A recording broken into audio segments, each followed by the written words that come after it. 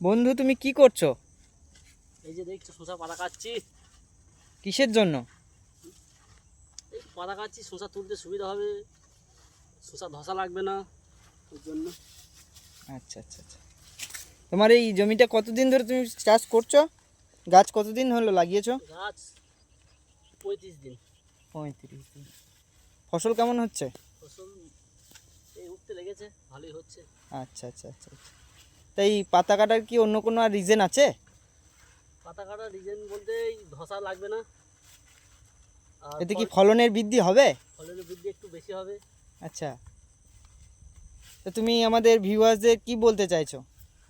আমি বলেছি এই পদ্ধতি চাষ করলে চাষ ভালো হবে। আচ্ছা আচ্ছা, তাও একটু ভালো করে বলুন, যারা বুঝতে পারবে না। মুখে বলে দেবো। আচ্ছা আচ্ছা, ঠিক আছে। তাহলে আপনি একটু ভিউয়ার্সদের হ্যালো হাই।